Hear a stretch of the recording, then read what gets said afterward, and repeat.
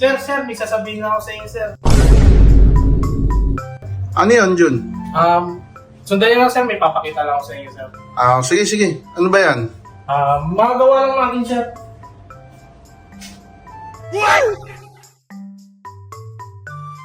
Tara, sir. Dito, sir. Dito, sir. Bunan yan eh. Ay, panin. Dito, sir. Dito po. Yan, sir. Okay. Oo, sir. Yan, sir. Dito ginagawa yung UV print natin, sir. Okay. Nasaan na yung mga nagawa mo na? Ito, sir. Pakita ko sa inyo yung sample. Ito, sir. Kahit maliliit na detalye. Oo nga, no? Ang galing ah. Ilan yan? Ang dami mong ginagawa. Sobrang dami niyan, sir. Mga 100,000 yun, sir. Ito pa. Ang galing! Ang galing! Oo nga, no? Yan, sir. May mga tapos na rin tayo, sir. Meron din yung iba't ibang kulay, sir. Depende sa inyo. Meron din tayong kulay puti dito, sir. Yan. Oo nga, no? Medyo nagbablur yung ano. Nagbablur pero malinaw siya. Oo, sir.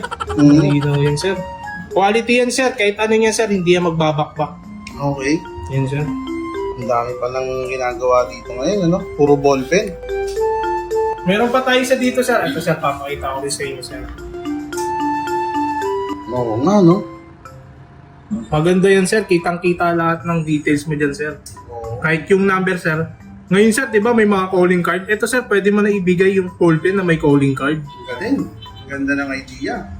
Pinag-isa na nila ngayon, sir. Tama-tama. Ang galing! Eto naman. Sino naman, ano naman to? Anong details naman yan? Ito, sir, sa mga sa company to, sir. Kumbaga, parang souvenir nila to, sir. Eh. Oo nga, no? Detalyado. Kahit maliit yan, sir, iyayabang ko sa inyo yan, sir. May kayabangan to. So, matibay yan. Hindi nabubura. Hindi yan, sir. Yan, sir. Oo nga, no? Waterproof na rin yan, sir.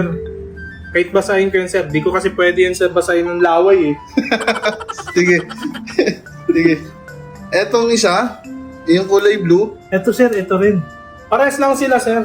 parehas lang. Oo, sir, pero yung detail na ito iba, sir. Check nyo, sir. Malapitan pa natin yun, sir.